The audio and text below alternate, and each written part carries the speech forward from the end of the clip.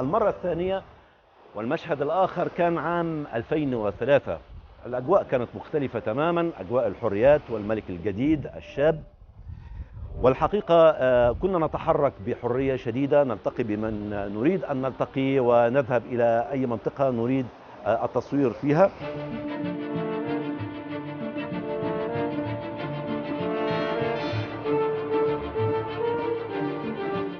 كصحفي طمعت في أن ألتقي بالملك و يعني أجري معه لقاء تلفزيونيا، لكن بلطف تم الاعتذار وقيل لنا أن الملك لا يجري لقاءات تلفزيونية، لكن كنوع من التحية لنا هو يرحب بنا في قصره، فذهبنا وزرناه.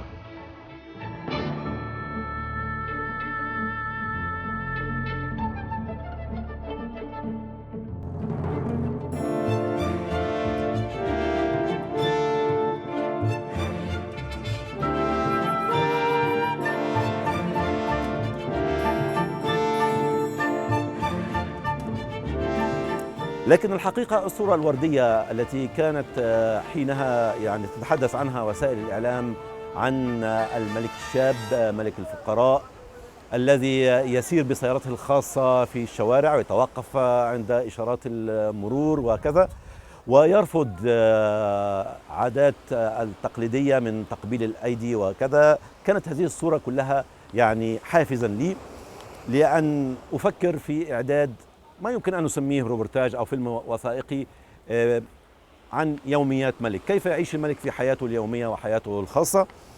تقدمت بهذا الطلب ثم غادرت المغرب، وفوجئت بعد فترة بالإجابة بالموافقة، وعدت مرة أخرى إلى المغرب، وبالفعل أنجزت يعني بعض الأعمال في هذا الإطار.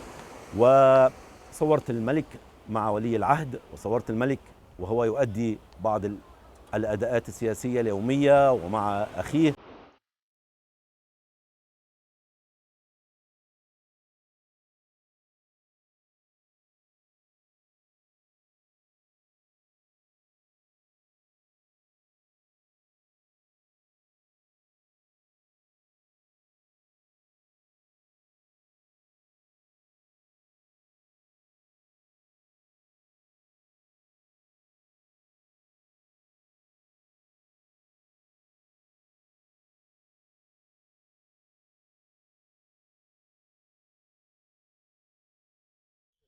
يعني طبيعي جدا إذا كان ممكن نذهب إلى مكان المرجحة هذه.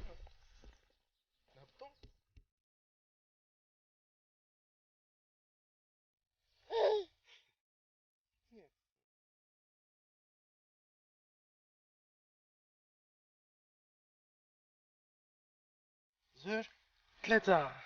ها اوكي سي بون. شكرا جزيلا. بارك الله فيك.